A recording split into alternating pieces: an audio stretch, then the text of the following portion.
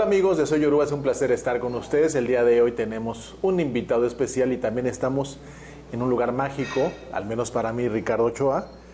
Estamos en el municipio de Playa, aquí en La Habana, en Cuba. Estamos en la casa de quien fuera Leonel Gámez, Awo Cheniwo, y tengo de invitado a Sauri Gámez, Awo Turanico, con 24 años de Ifa, Omo o Tutugua. ¿Cómo estás, Sauri? Correcto, muy bien, Ricardo, gusto verte de nuevo y gracias por la invitación. Al contrario, yo te agradezco mucho y quiero compartirles que después de muchos años nuevamente está Sauri conmigo. De hecho, él fue la primera persona con la cual inauguré Soy Yoruba TV, que es una anécdota que les voy a contar que solamente Sauri lo sabe.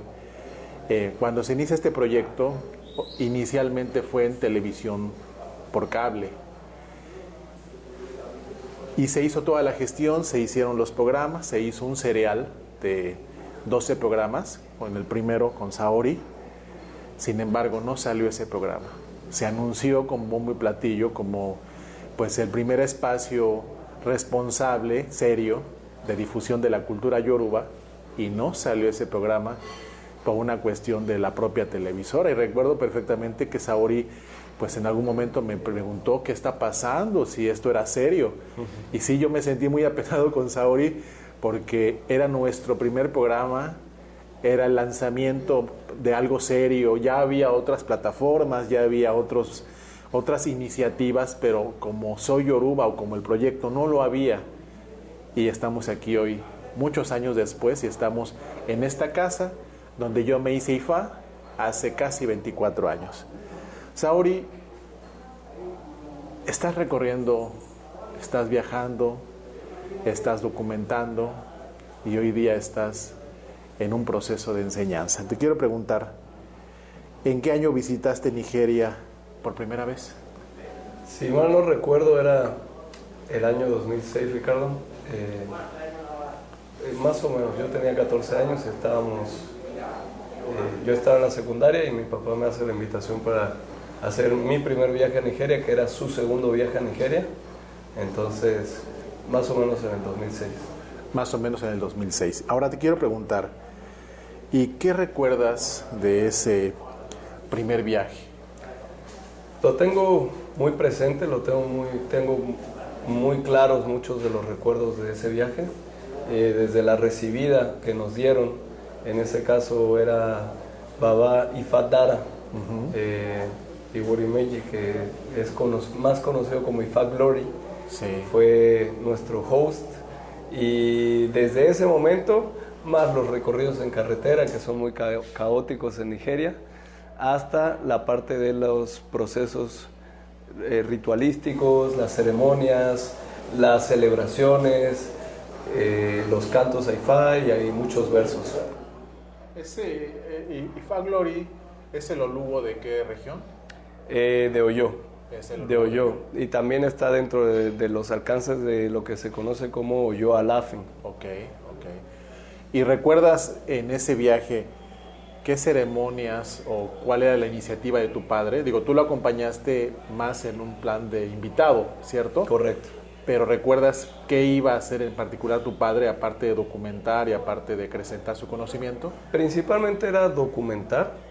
Él fue porque le había gustado su primera experiencia, se quedó con muchas dudas, fue a hacer entrevistas a mayores que estaban ahí y también aprovechó para identificar algunas plantas, para grabar también algunas ceremoniales. Se inició en Ogboni, sí. Nosotros también, quienes lo acompañábamos, y preparamos algunas medicinas y también recibí Egbe Eleko y Ori, un icono de Ori también. Son las consagraciones que tú hiciste allá en ese Sí, entonces, o se te hicieron más bien. Correcto, correcto. Y mi papá, bueno, hicimos el bo, hicimos lo más que pudimos, pero básicamente él iba para hacer un trabajo de continuación sobre las investigaciones que estaba haciendo. Fue en ese viaje cuando hay un video muy famoso de tu padre entrevistando o haciendo una entrevista con una sacerdotisa mayor de Shango. ¿cierto? ¿Tú ibas en ese viaje? Yo iba en ese viaje en la segunda parte, porque uno de los más populares, cuando ella estaba vestida de rojo, sí, claro, ese lo hizo en su primer viaje, y en el segundo ella estaba vestida de azul, y ahí de hecho yo ayudé con la parte de la producción, con las cámaras y eso. Los micrófonos, estaba muy nervioso. Ok, y eso, podemos hablar de una primera etapa, Saori Gámez acompañando a su padre, pero hablamos hoy día estamos hablando de una segunda etapa, donde lamentablemente estás caminando ya sin tu padre. Correcto. ¿Sí? Estás no continuando, quiero aclarar una cosa, no está continuando Saori un legado, ¿por qué no? Leonel Gámez dejó su legado y Saori está escribiendo su propio legado, no está continuando nada. Ahora, en esta nueva etapa, Saori, ¿cuánto tiempo tienes viviendo en Nigeria o cuánto tiempo tienes recorriendo Yorubaland? Porque recordemos que Yorubaland no es solo Nigeria, sino también hay otras entidades, hay otros países que son parte de toda esa mezcolanza. ¿Qué tiempo tienes viviendo en África o en particular en Nigeria? Actualmente tengo 1 año y 1 mes viviendo en tierra yoruba, tiempo efectivo, y bueno, hasta que Orunmila me permita estar ahí, estaré aprovechando la oportunidad y bueno, haciendo el sacrificio porque vaya que es bastante. Bueno, Orunmila y la economía, ¿no? Claro, sí, por eso... Al ser babalawo y solamente dedicarme a Ifá, pues Orunmila me va a proveer de esa economía para continuar con esto. En tu llegada, Saori, a tierra yoruba, ¿cuáles fueron los principales retos que tú experimentaste? Que quizás son muchos de los retos que experimenta el visitante a Nigeria, llámese el que va a estudio, el que va a consagración algunos días, y más aún el que se queda por una estancia. Los principales retos que tú viviste al llegar. Uno de los retos principales es la adaptación, porque es una cultura muy diferente, por más que estemos ligados o vinculados a ella en la parte occidental, como la conocemos occidentalmente, sí cuesta mucho trabajo adaptarse. ¿Por qué? Porque para ellos es su estilo de vida, entonces detalles que a nosotros se nos puede pasar por alto, pudiera ser que ellos lo perciban, y si hay algo que está incorrecto, fuera de lugar, entonces eso podría provocar un problema. Entonces, por ejemplo, la manera de saludar a los mayores. Por ejemplo, nosotros estamos muy acostumbrados a dar la mano para saludar, pero en tierra yoruba, si saludas a un mayor, tú no le puedes dar la mano a menos que él te la provea. Si él no te muestra la mano para saludarte de esa forma, no lo puedes saludar así. Los tipos de saludos, si te tienes que arrodillar, si te tienes que agachar, si te tienes que tirar al suelo, dependiendo de la persona con la que estés tratando. Entonces, adaptarme y tratar de entender todo esto fue una de las partes más difíciles. También, pues, el clima, la comida es muy diferente allá. Es muy grasosa, muy picante, cuéntanos. Hay mucho picante, la comida normalmente le ponen picante. Yo, como nací y crecí en México, pues estoy acostumbrado al picante, lo disfruto mucho, no me cuesta trabajo, pero a muchas personas que no están acostumbradas al picante sí han tenido dificultad por ahí con la comida. A veces posiblemente la higiene con la que se prepara no es la óptima, el proceso de preparación no es el más higiénico.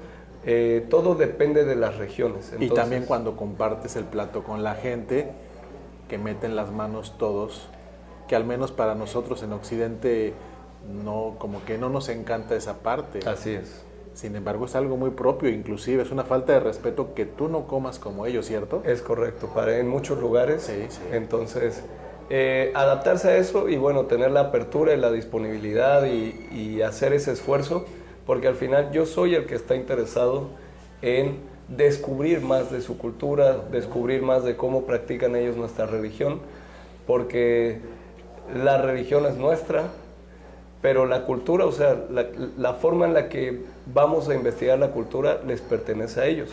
Cuando ellos vienen, nosotros les podemos mostrar la cultura, cómo la llevamos nosotros, y ya la podemos llamar nuestra cultura estando aquí. Pero allá uno tiene que adaptarse, y eso es una de las partes más difíciles. En ese año que tienes viviendo en Nigeria, o en esos viajes que has realizado previos, ¿qué lugares importantes has visitado, hablando desde el punto de vista de centros de poder?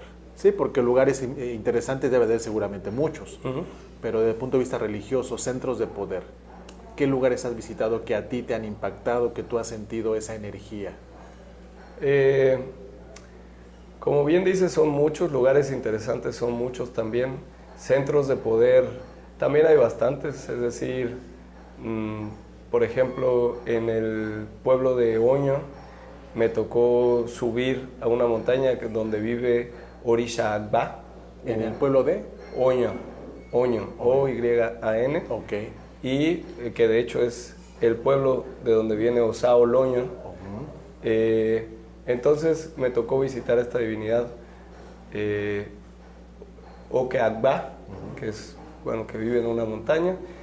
Yo lo considero un centro de poder, disfruté mucho esa experiencia. De hecho subí esa montañita, bueno, no le voy a llamar montañita, pero no fue la escalada más grande de mi vida, pero se me dificultó mucho porque tenía malaria. O sea, ese día empecé a tener síntomas de malaria, pero fue un reto para mí poderla escalar y subir y conectar con la espiritualidad de esa divinidad. Entonces me pareció muy poderoso ahí. Y bueno, los lugares populares como el santuario de Oshun en Oshogbo, el Palacio del Alafín en Oyo, el Palacio del Oni, el templo de Dudúa y todos los templos que hay alrededor. Yo no podría decir que algunos son más poderosos que otros. He visto a personas conectar profundamente en un río poco común, por así decirlo, y sentir una experiencia o una vivencia muy espiritual en esos lugares, independientemente de aquellos que son los más populares. Entonces, he visitado bastantes, pero no quisiera darle prioridad a alguno de ellos. Sí, también vamos a dejar que los amigos, que la gente lo descubra por sí misma. Correcto. Hoy día hay muchas personas que están trabajando, que están documentando, que también están haciendo la labor que tú haces de formas diferentes. Y hay que dejar que cada quien viva su experiencia. Al final uno les provee la guía, la recomendación, el consejo, pero siempre ustedes son quienes tienen la mejor punto de vista. Saori, te pregunto, ¿nos has dejado con buen sabor de boca cuando nos has compartido algunas experiencias que has tenido en ceremonias yorubás? Por ejemplo, hay una muy, muy hermosa donde tú recitas un pataquí en el festival de Ifá en Okeitase, en Ife. Mi pregunta aquí es, ¿cómo llegas ahí a ese punto? ¿Cómo te conectas con esta gente? ¿Cómo se le da la oportunidad a un latino, a un occidental? Porque yo quiero pensar que son sociedades. El Yoruba es gente amable, me queda claro. Mucho. Pero cuando se trata de la religión, cuando se trata del conocimiento, no creo que se lo abran a cualquier persona. Exactamente. ¿Cómo se gana ese lugar? ¿Cómo se gana ese permiso, Saori Gámez, para poder recitar ahí un pataquí? La oportunidad que tuve de recitar ahí algunos versos y contar un pataquí afrocubano también dentro del festival de Okeitase en Nigeria, en Ile-Ife, en el festival anual de Ifá que se hace en Ile-Ife. Fue una experiencia que viví el año pasado, es decir, llegué a Nigeria y la primera experiencia que pude vivir ya de ese calibre fue la letra, la adivinación que se realizó para el año 2020, que era el año 2023 para nosotros.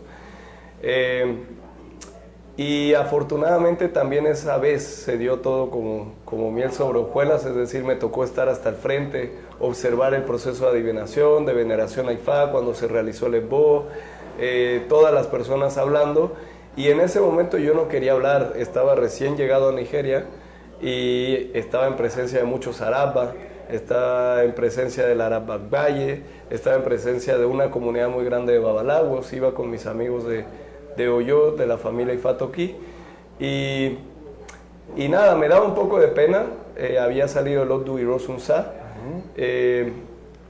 y estaba entre que sí y que no, porque no conocía ningún verso en Yoruba de Irosunsa para ese entonces, y además, pues bueno, me daba un poco de pena llegar y empezar a hablar lo que nosotros tenemos en el Ifá afrocubano, por ejemplo, porque eran personalidades muy grandes las que estaban ahí. Pero vi que se le dio la oportunidad a otros compañeros latinos también, latinoamericanos, y bueno, eso me incentivó como a hacer mi participación. En ese entonces ya estaba estudiando Yoruba, pero no lo dominaba mucho, entonces les hablé casi en inglés, les dije que el próximo año iba a estar ahí presente y que les iba a hablar en Yoruba. Entonces fue un compromiso que adquirí un año antes. Sí. Y este año llegar ahí, tener una vivencia mucho más profunda que el año anterior, y que además haya salido mi Odu de Ifá, fue fenomenal, me hizo sentir demasiado bien, y tener la oportunidad de hablar, ahora sí, recitar un poco de versos y hablarles completamente en Yoruba, fue muy gratificante, y fue algo que sí se gana mostrando los valores que Ifá nos enseña. Es decir, es muy difícil que allá te acepten los grandes babalawos si no tienes esos valores, y si no tienes principalmente los valores, pero las ganas de aprender y de vivir la vida de Ifá. No solamente es practicar Ifá, es vivir la vida que se vive como practicante en esas tierras. Y no te has limitado, Saori, solamente a la cuestión religiosa, sino también has tenido participación en otro foro muy importante, un foro de emprendimiento en el 2024. Y yo veo que conectaste con la gente porque la gente estaba entre emocionada de escuchar un latino que no solamente hablaba un inglés fluido, sino también les estabas hablando en su idioma. Y luego eliges el himno de Ondo, una tierra mágica. Uno, ¿cuál fue la experiencia que viviste? ¿Y por qué elegir ese himno, Saori? Correcto, ese también lo considero uno de las experiencias que más sobresalen en mi vida hasta el momento.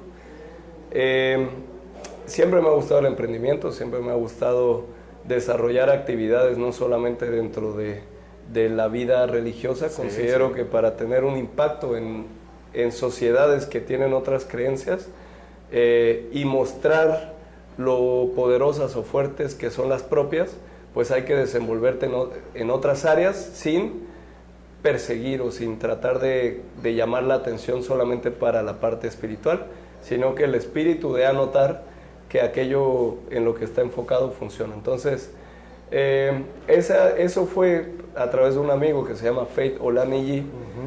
Él trabaja para un hombre de negocios bastante importante allá en Nigeria que se llama Sumi Smart, y entonces nos presentó. Ellos sabían de mi amor por la cultura, mi amor por el lenguaje, y me invitaron a ese proyecto que ellos estaban organizando. Invitaron a 6,000 personas de forma presencial y a otras más de forma virtual, y tuve la oportunidad pues de hacer ese programa, de dar ese discurso, además vestido de traje, porque la gente no estaba esperando eso, la gente no sabía, ni me conocía, ni entendía qué iba a pasar. De hecho, cuando anotaron en el programa que iba a ser una participación, lo pusieron así como discurso de Leonel Gámez, que así fue como lo pusieron ahí, y yo llegué haciendo ese enganche, hablándoles en inglés primero para que pensaran que por ahí me iba a ir, y después haciendo la presentación, que todo esto fue idea de Sumi Smart, mi profesor de Yoruba, y bueno, solamente yo colaboré para que se hiciera y que saliera de la forma tan excelente como se dio. Sí, fíjate que algo que al menos yo noté, seguramente la gente también notó, es que en ese tipo de foros de emprendimiento, al menos en tierra yoruba, están abierta la parte espiritual. Porque generalmente hay una separación, o la gente hace una separación, una diferenciación de lo que es la ciencia, la tecnología, de la espiritualidad. Y me encantó porque era un foro de emprendimiento donde hablaron pues jóvenes que están revolucionando al menos esa parte del continente, y de repente tú llegas y hablas fue algo más motivacional, ¿estás de acuerdo? Correcto. Y eso es buenísimo. Sí, mucha gente se inspiró a través de eso. Saori, ¿has convivido con personalidades en tus viajes, en tu documentación, como el Oni de Ife, el Chief Abdullah Awodiran? ¿Con qué otras personalidades has tenido oportunidad de convivir, de platicar? ¿Qué experiencias has obtenido de esta gente? Son muchos, de hecho, no quisiera dejar a nadie fuera. Voy a mencionar al Olugo Ifáchola, el Olugo de Ota, que lo conocí y tuve la oportunidad de conocerlo a través de mi amigo Lázaro Daudinot y Faucan, a quien le tengo mucho aprecio y mucho cariño. Y también al Olugo. El Olugo me ha recibido en su casa con mucho amor, con los brazos abiertos. De hecho, hoy es mi cumpleaños y me mandó un mensaje de felicitación. Así que, bueno, el Olugo de verdad que ha sido un gran mentor, y también a través de el aprendizaje que se nos ha facilitado pues de su familia, de su linaje, que tiene mucho vínculo con lo que hacemos en la práctica afrocubana. De ahí he aprendido mucho. También está el Oshue de Acuré. Acuré es la ciudad en donde estoy viviendo, y el Oshue es de la familia Akomolafe, que es una familia muy prominente dentro de tierra Yorubá. También su hermano Baba Wande Akomolafe, a ellos, con ellos he tratado, los he conocido y he aprendido de ellos. Me han abierto los brazos y me han abierto las puertas de sus templos, de sus casas, de su familia. He compartido con sus familias, entonces son gente a la que aprecio mucho. También está Yogbodo Orumila, que actualmente es Mayegun Aguagbaye, es decir, un título que le dieron que tiene categoría de forma mundial dentro, de la corte de Ileife a través del Arabagbaye. He convivido con el Arabagbaye, no tanto, pero bueno, he tenido comunicación directa con él. Y mencionaste a Baba Agbola Wudiran, que también es un gran babalá, una persona muy sabia y muy amorosa. También está, Baba Ifaye Miele Buibón, que lo pude visitar allá en su templo en Oshobo, la Araba Oshobo. También no quiero, que se me pase obviamente la familia Ifatoquí, que son todos muy queridos por mí. Me está faltando alguien.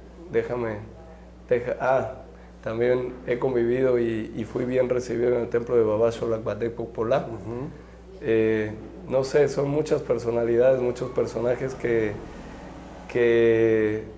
me han dejado con la boca abierta al momento de compartir y comunicarme con ellos. Platicábamos atrás de las cámaras, Sauri y yo, acerca de cómo estas personalidades conviven y cómo estas personalidades pueden aún no estar de acuerdo en ciertos procedimientos o en ciertas formas de trabajar sus linajes, de cómo hay un respeto.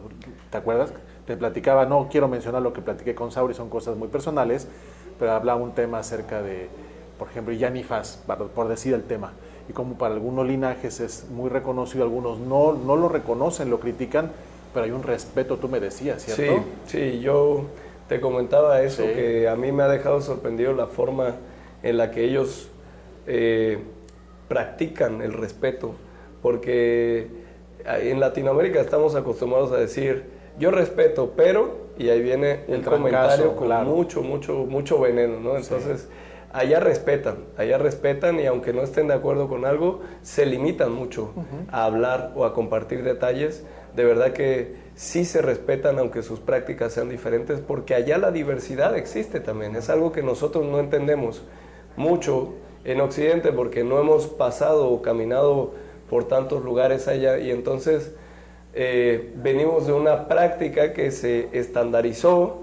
pero dentro de ese estándar hay tanta diversidad que eso provoca que muchas personas quieran criticar algo sin haber profundizado al respecto. Claro. Y que también muchas personas quieran hacer implementaciones o cambios que posiblemente no correspondan. ¿Por qué? Porque no hicieron su investigación previa antes de hacer esa implementación. Entonces, el respeto es algo que se promueve y se ve allá, y que para nosotros poderlo aplicar, pues tenemos que aprenderlo primero. No podemos decir yo respeto, porque cada vez que decimos yo respeto, estamos faltando al respeto. El respeto ni siquiera debería ser mencionado, el respeto se nota. Exactamente. Pues ahora vamos a la otra parte, que para mucha gente ha causado mucha expectación. El hecho de estar enseñando Yoruba, el hecho de, estuviste en el anonimato como casi 5 años, donde no se sabía nada de este señor, si lo habían abducido los extraterrestres, no sabía nada, y de repente un buen día aparece y después empieza con este proyecto a través de la plataforma. ¿Qué te motivó, Saori? Yo me alejé de las redes. Bueno, la ausencia. ¿Por Sí. qué esa ausencia? Si se puede saber. Claro. Fue algo que en su momento no quería hacer, estaba muy activo, estaba con mi programa semanal de Cultura Pura, que era un programa de radio, en la estación de radio que teníamos.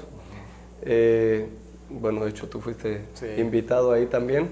Y la ausencia se dio porque nuestra comunidad religiosa tiene mucha hambre de aprender, tiene mucha hambre de practicar nuestra religión correctamente, pero no está tan abierta a aprender sobre los mismos valores de los que estamos hablando. Es decir, la forma en la que nuestra sociedad se desempeña provoca que muchas de nuestras acciones como seres humanos pues también terminen perjudicando a otros. Entonces, independientemente de que tenía muy buena aceptación en las redes sociales, necesitaba darme un tiempo para mí. ¿Por qué? Porque había un poco de toxicidad en nuestra comunidad. Yo creo que todavía la hay y no creo que vaya a ser algo que desaparezca, pero necesitaba darme un espacio para crecer solo literalmente, para encontrarme conmigo mismo, por así decirlo, para definirme como persona, como religioso, como babalawo y tener mucha más claridad, más allá de lo que la gente quisiera o me pidiera o necesitara. Entonces, eso fue para lo que sirvió esa ausencia y bueno, volvimos a las redes sociales. Ahí estamos activos, no es mi prioridad, pero sí estoy muy abierto a compartir mis experiencias, las de los demás y nada, tratar de profundizar en el desarrollo de nuestra religión y nuestra cultura. Y ahora, y caes en esta etapa de enseñar el idioma. La motivación principal es la ausencia de maestros en español sí. de Yoruba. Yo estaba aprendiendo Yoruba por motivos personales. Yo quería aprender Yoruba para mí porque me encanta aprender versos, me encanta aprender cantos, pero sí quería saber el significado de la mayoría de ellos, como lo hacía mi papá. Me inspiré mucho de ver a mi papá todos los días, leyendo en su libreta y escuchando ahí en sus audífonos rezos todos los días. O esas clases donde el profesor Adebayo, a quien le mandamos un gran abrazo, un saludo, con mucho cariño, que 2 veces por semana, a veces hasta 3 veces por semana iba a tu casa. Yo también tomé clases con Adebayo un tiempo y sí es cierto, Saori, hay una ausencia total. Hubo una etapa cuando yo terminé de tomar clases con Adebayo donde, faltando él, no estaba él disponible, fui yo a la embajada de Nigeria en México. No hay una sola persona que te dé clases. Correcto. Bueno, al menos hace ya unos años no había una sola persona que no fuera Adebayo. Encontré otra persona, aceptó dar clases, pero cuando se enteró que era para prácticas religiosas, dijo, yo no participo, yo soy cristiana y no puedo trabajar contigo. Tan fin de la historia. Es como en mi caso, que mi profesor es cristiano también. Ahorita hablaremos de él, pero yo quería también aprovechar y conservar el método de enseñanza que él tiene, que me pareció el mejor que había encontrado hasta la fecha. De verdad que su escuela de Yoruba es muy buena y pues nada, fue una aventura proponerle que yo también iba a enseñar, aprovechando que existía esa necesidad en nuestra comunidad. Y es difícil, el Yoruba es un idioma muy complicado, entonces pues nada, me aventé. ¿Es como el mandarín? A cumplir con ello. Mira, no tengo demasiadas referencias del mandarín, pero sí es muy complicado porque es un lenguaje tonal. Por ahí empezamos. Entonces, al ser tonal, hace que si pronuncias mal una palabra, cambias por completo el contexto de una oración. Entonces, es muy complicado, difícil de escribir también. De hecho, no todos los Yoruba lo escriben correctamente, o sea, no escriben con las acentuaciones, solamente lo escriben así seguido. Y pues nada, ya estoy en esa aventura y vamos a continuarla. Llevamos ya 5 meses, 6 meses, 5 meses. 5 meses. Desde que iniciamos el curso, ha tenido muy buena aceptación, los alumnos han progresado, están satisfechos y yo también estoy muy orgulloso de ellos porque han tenido un avance que ni yo lo tuve cuando empecé a estudiar diario. Yo tomaba clases diario y hoy varios de mis alumnos pues están teniendo muy buen desempeño y estoy muy orgulloso. Qué bueno. Porque esa acentuación al final lo que hace es cambiar el sonido de la palabra. Y recuerden que lo que nosotros hablamos, lo que recitamos, lo que cantamos, son mantras a final de cuentas. Y cada mantra va a detonar una energía o va a detonar un aspecto que se está buscando. Entonces imagínate que estás rezando, estás cantando algo equívoco, cambia el sentido de la petición que estás haciendo. ¿Estás de acuerdo, Saúl? Estoy de acuerdo y esa es mi forma de verlo. Yo no soy de la creencia de que todos deban aprender Yoruba para practicar la religión. Como en muchos lugares se hace en español justamente para evitar ese tipo de equivocaciones. A nosotros en Cuba muchos de nuestros cantos y rezos pues estaban mal ya de entrada, pero no estaban tan alejados de la raíz. Eso es lo que hoy nos permite reconocerlos. Y para mí solamente entre más se entienda lo que queremos decir o el por qué se está diciendo, se hace más poderoso dentro de la práctica, independientemente de que las divinidades están atentas y pendientes de nosotros. Platícame de ese maestro, me tienes en ascuas. ¿Ese maestro quién es? Ok, su nombre es Olalekan Fabilola. Él es nacido en el pueblo de Obaile, en el estado de Ondo, pegadito a la ciudad de Acuré. Y nada, es una gran persona. Yo lo considero mi hermano, mi mentor, mi profesor, mi amigo y mi ángel en tierra yorubá también, porque me ha apoyado mucho, me ha permitido ser parte de su familia y de su empresa hoy en día. Entonces, pues nada, somos muy cercanos.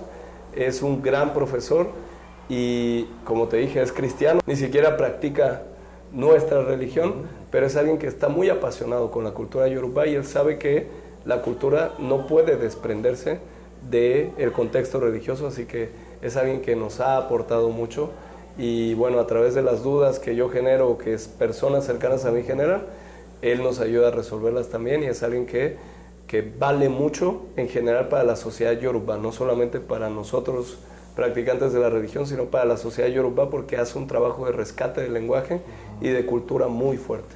Entonces, esta iniciativa o este proyecto, Sauri, no es solamente para el practicante, no es para el afrodescendiente, no es para Isheshe, es para todo mundo. Es para practicantes y también para quien quiera conocer de la cultura, ¿es correcto? Es correcto. Actualmente las clases de Yoruba son para gente que quiera aprender a hablar Yoruba, es decir, yo aprendí Yoruba o empecé a aprender Yoruba porque mi objetivo final es ser capaz de traducir la mayor cantidad de rezos, es decir, los versos de Ifá que yo me encuentre, quiero saber concretamente qué dicen, pero para eso me faltan muchos años más. Entonces quiero dejarle claro a las personas que este curso es para la gente que quiere aprender Yoruba para comunicarse con los Yoruba o comunicarse en Yoruba, es decir, hoy dentro de los alumnos que tenemos en la escuela que hablan español, entre ellos mismos pueden empezar a comunicarse en Yoruba con lo que han hecho. Entonces, ese es el objetivo. No solamente es para la comunidad religiosa. Si alguien se casa, por ejemplo, alguien en España o aquí en Cuba, en México, se casa con una persona Yoruba, pues bueno, para que también tengan esa conexión con sus seres queridos. De tus suscriptores, la mayor cantidad son mexicanos, son de Venezuela, son de Colombia, de Cuba. Bueno, Cuba está pasando una situación muy compleja. ¿De dónde son tu mayor cantidad de suscriptores? Los mencionaste a todos casi, o sea, la mayoría son de México, muchos que están en Estados Unidos, en Florida. Okay. Abrí la oportunidad de hacer un descuento grande para la gente que vive en Cuba porque por las condiciones. Entonces tenemos algunos estudiantes que desde aquí de Cuba están tomando el curso y en Latinoamérica hay gente en Argentina, hay gente en Colombia, hay gente en Chile, hay gente hasta Ecuador he visto y muchos en España, así que de todos lados. Saori, los que nos dedicamos a esta labor, sabemos que esto no es redituable. Para quien piensa que Soy Yoruba es un proyecto que deja dinero, no deja dinero. No deja dinero Soy Yoruba. Me deja muchas satisfacciones y es el legado que Ricardo está dejándole a ustedes, a mis hijos y a mucha gente. Porque no deja dinero. esto no deja dinero. Hay que invertirle mucho, de hecho. Mucho dinero. Saori, tu motivación. No todo es dinero en la vida, me queda claro. Correcto. Y esto no te deja dinero. No, de hecho, como bien dices, o sea, junto con el profesor o dentro de los proyectos que estoy haciendo en Nigeria, casi todos es o gasto o inversión. Sí, señor. Pero mi motivación es que nací en esto, nací para esto. Tengo una pasión muy grande por nuestra religión, lo vi en mi papá y mi mayor satisfacción o mi mayor... lo que más me mantiene tranquilo es saber que nunca me va a faltar nada porque nunca me ha faltado nada. Es decir, si un día necesito viajar, puedo viajar. Si un día necesito o no necesito, si un día quiero comer en un buen restaurante, puedo comer en un buen restaurante, pero no es algo que yo vaya a hacer todos los días porque IFA también nos enseña eso. Es decir, sí, claro, no hay necesidad de ser personas avariciosas, de ser personas ambiciosas. Todas las personas en todos los niveles, en todos los estratos sociales, tienen pérdidas, tienen dificultades. Es decir, ahorita seguro hay un millonario diciendo, chin, mi jet necesita una reparación para viajar a tal lado y me va a costar un ojo de la cara. ¿Por qué? Porque reparar un jet no es lo mismo que reparar una moto. Entonces, solamente entender eso, estar disponible para el plan o seguir el plan de nuestro destino en compañía de las divinidades, esa es mi mayor satisfacción. Y afortunadamente dinero, o sea, no soy alguien que muestre opulencia, pero dinero afortunadamente no me falta porque mi papá me enseñó a trabajar y he tenido una formación que me permite tener un poco de visión, por lo menos para no quedarme sin dinero. Sí. Leonel Gámez, Saori, me adelanto las preguntas porque a veces van modificándose. Leonel Gámez deja un legado, restaura el Evo de Benito Rodríguez, que todavía hoy en Cuba y en México y mucha de la gente de su rama lo sigue aplicando, el Evo restaurado, tanto el no restaurado como el restaurado. Deja un libro muy interesante sobre los Ewos o los tabús. Deja otro libro muy interesante sobre el Oruco Ifá, los nombres de Ifá, que lo mismo puede aplicarse para Esentayé, para una criatura o iniciaciones de Ifá. El legado, yo sé que estás muy joven, Saori, pero el legado que está construyendo, el legado que te gustaría dejar, ¿cuál es, Saori? El que estoy construyendo hoy es lo que hablamos ya en la parte del lenguaje, algo que no estaba en mis planes, pero se dio y yo sé que de ahí va a salir buenas generaciones de hispanohablantes que aprendan a hablar Yoruba y que se comuniquen y que estudien y que hagan mayor investigación en la lengua Yoruba. Sé que voy a formar maestros en Yoruba, entonces creo que ese va a ser un gran legado que permanezca, pero no es mi principal objetivo. Mi principal objetivo, con lo que yo moriría tranquilo, sería saber que ayudé, porque no solamente soy yo, somos muchas personas que estamos con el mismo objetivo, a construir un puente sí, señor, entre todos aquellos que practiquen nuestra religión, y no solamente nuestra religión, sino todas aquellas personas que practiquen una espiritualidad profunda en el mundo, conectemos y nos sintamos bien y podamos compartir y llevar y traer esta sabiduría que al final no solamente le pertenece a nuestra religión o a las demás, sino que es sabiduría espiritual, sabiduría de Dios y que se manifiesta en muchas maneras. Ifá es una muy, muy profunda manifestación de esa sabiduría divina. Yo platicaba con Saori acerca de, yo se lo decía a él de manera personal, acerca de la admiración, el cariño, el respeto que le tengo, porque nos conocemos más allá también de este plano religioso, de este plano espiritual. Nos unen muchas cosas en común, a pesar de que somos dos generaciones diferentes, Saori y yo, pero tenemos un mismo objetivo. Y yo le decía que admiro mucho su persona y admiro mucho su trabajo. ¿Por qué?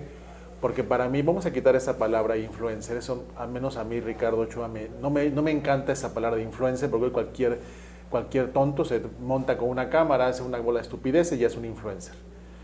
Yo hablo del trabajo que está haciendo este hombre. ¿Por qué razón? Porque es un hombre joven. A mí, yo admiro mucho lo que está haciendo porque no creció en la cultura yoruba. Voy a hacer, no es una comparativa, sino voy a citar el ejemplo para establecer la diferencia. Maike Figueredo, que le mando un gran abrazo a mi hermano. Yo también. desde los 3 años viviendo en tierra yoruba, desde los 3 años, pues obvio, tuvo la posibilidad de aprenderlo como un idioma alterno, en este caso al portugués. Sin embargo, tú, estamos hablando que a los 20 y tantos empiezas esa mezcla con lo yoruba. Y hoy día tienes la posibilidad de empezarlo a enseñar. Y para mí es una inspiración. ¿Por qué? Para los que no nacimos en tierra yoruba, o no se crearon en tierra yoruba como Maike, para mí es una inspiración lo que estás haciendo, Saori. Y yo te felicito, y yo sé, como bien lo dijiste, que viene una generación de nuevos religiosos y no religiosos interesados en practicar o en aprender, en este caso, la lengua yoruba. Saori, tú que has estado ahora viviendo en tierra yoruba, ¿qué retos ves? ¿Qué retos ves que está experimentando la religión yoruba en su propia tierra, en su propio lugar? Uno de los retos más grandes es la forma en la que practicamos nuestra religión. Nuestra religión no es algo que se practique promoviendo, persiguiendo gente o invitando gente asiduamente. Entonces, no estamos atrayendo seguidores a través de, no sé, amenazas o chantajes o cosas por el estilo. Entonces, eso provoca que la gente que entra y que pertenece es de corazón. Eso lo veo como una dificultad. ¿Por qué? Porque al final no tenemos a tantos seguidores, es decir, otras religiones pueden convencer momentáneamente a ciertas personas. Eso puede ser un motivante para esas personas en ese periodo de luchar y promover y promover y promover, y si después ya no les gustó, se van, sí, pero hicieron un trabajo de empuje. Y nosotros en nuestra religión, tanto aquí, le digo, como en Nigeria, que es donde me preguntaste principalmente, sí, no tenemos ese tipo de mecanismo ni costumbre de estar empujando y empujando la promoción. Estamos muy satisfechos con nuestras creencias, con nuestra práctica, pero yo creo que deberíamos aprender a difundirla sin caer en este tipo de prácticas que a mí no me gustan, y que al contrario, la religión, como decimos, se promueve sola o se vende sola. La gente llega y se enamora sola de la religión. Entonces solo sería tener la capacidad de equiparar lo que es dentro de nuestras casas, dentro de nuestros templos, y aprovechar las oportunidades que tengamos de compartir al mundo qué es lo que hacemos.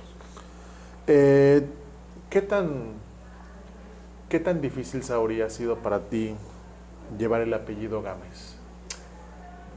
Te diría que en mis etapas más jóvenes, muy difícil. Siempre, pues, ha sido una marca, es decir, mi padre diría que es como el máximo portador del apellido Gámez, el máximo representante de nuestra familia, de nuestro linaje. Entonces, llevar su apellido al principio pues representaba mucha presión, porque las expectativas siempre van a estar ahí. Es decir, si eres hijo o descendiente de alguien muy grande, pues la gente siempre va a esperar que tú también lo seas. No siempre se cumple esto, y empezó a dejar de ser difícil en el momento en el que entendí que mi esencia es diferente, que mi esencia, es decir, que puedo portar los valores y las enseñanzas de mi padre, puedo representar a mi padre, pero ser yo. Entonces, el legado de mi padre, como bien lo dijiste al principio, no es algo que yo esté llevando para ponerlo al frente de todos, sino lo estoy llevando de la mano porque es un trabajo muy grande el que él realizó. Yo quiero realizar mi propio trabajo y posiblemente presentar ambos al final de la meta y dejarle la estafeta a las siguientes generaciones de ambos legados. En algún momento el padrino Chenigüe te llegó a mencionar que tú atendieras un día a su gente, que tú te hicieras responsable de la casa, como el que tiene la empresa y que le dice un día a mi hijo quiero que sea el sucesor. ¿Alguna vez lo platicó? ¿Alguna vez lo comentó? No me lo llegó a comentar así. Creo que no se dio la oportunidad. Obviamente, pues no no esperábamos que su muerte fuera repentina, pero lo que sí es que le daba mucho gusto verme trabajar en su templo y atender a muchos de sus ahijados. Es decir, él mismo les recomendaba, porque su agenda siempre estaba llena y a veces decía, bueno, si no puedes esperar, lo entiendo, entonces puedes buscar a mi hijo y mi hijo te va a apoyar, así como los babalawos que estaban ahí. No tenía predilección por mí, dejaba que la gente eligiera con quién quería trabajar y ya yo me estaba desempeñando muy bien en su templo, así que yo lo veía muy orgulloso de eso.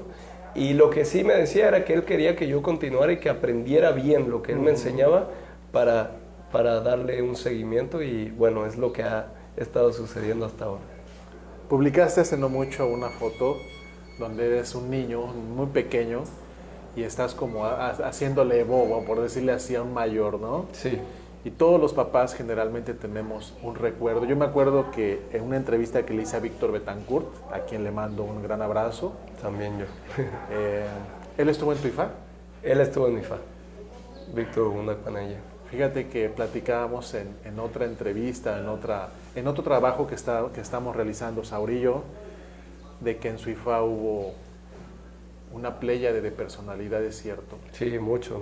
De hecho, se dice más o menos en número que fueron 140 babalawos los que asistieron a lo largo de los 7 días de la ceremonia, solamente para el IFA. Exactamente, digo, no lo va a mencionar Saori porque yo sé que no le gustaría que se olvidara, que se quedara alguien ahí en el olvido, pero Franco Peché estuvo en ese IFA, Andrés Colá, estuvo Andrés Colá, Víctor Betancourt, mucha gente. Mi papá invitó a muchas personas que de hecho podían haber estado en conflicto y los invitó. Fue como un acto también de unión de la comunidad religiosa, porque en ese entonces no habían tantos babalawos y para que vinieran todos ellos, también estuvo Félix Mestre, sí, amigo de la familia, para que vinieran todos ellos, pues se necesitaba alguien como mi papá que los convenciera de que no iba a haber ningún problema y no lo hubo. Te decía que cuando mencioné a Víctor Betancourt, que todos los papás tenemos recuerdos a veces muy vívidos de lo que pasamos con nuestros hijos. Y él decía, por ejemplo, que su hijo marcaba Evo con 200 chivos y que decía, Víctor, es que me sales muy caro. Yo recuerdo a mi hijo Leonardo que un día traía unas llaves y las empezó a tirar ahí en el piso. Para él era su ópele. Y empezó a tirar las llaves en el piso, simulando el sonido que hace ópele o ócuele, como cada quien lo quiera decir, que el sirviente orula o el asistente orula.